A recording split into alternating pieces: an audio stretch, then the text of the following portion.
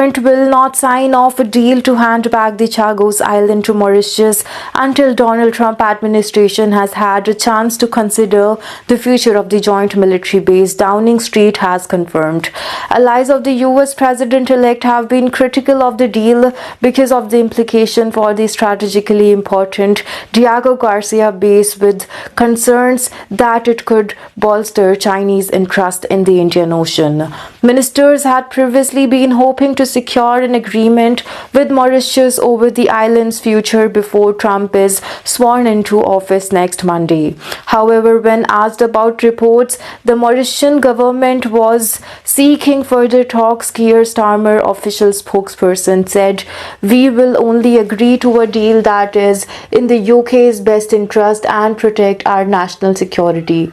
It is obviously now right that the US Constitution and US administration has the chance to consider this and discuss this once they are in office. It's perfectly reasonable for the new US administration to have a chance to consider the detail.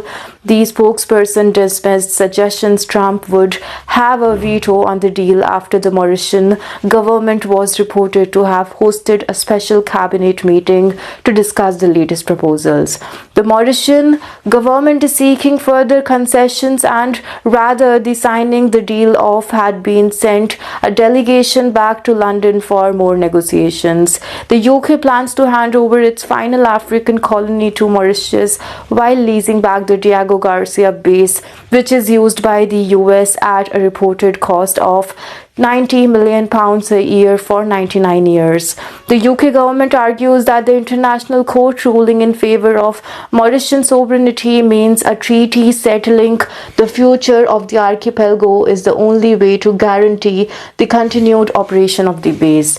The Labour administration reached an agreement with Mauritius, but a change of government there and Trump's election in the US have stalled the progress.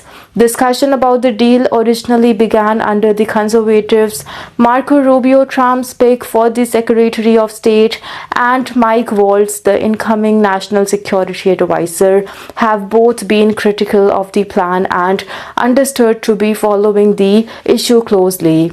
Joe Biden, however, was supportive. Starmer defended the deal during Commons clashes with the Tory leader Kemi Badenoch. We inherited a situation where the long-term operation of a vital military base was under threat because of legal challenges, he said. The negotiations were started under the last government. The then Foreign Secretary came to the House to say why he was starting negotiations and what he wanted to achieve. He said the aim was to ensure the continued effective operation of the base. That is precisely this deal has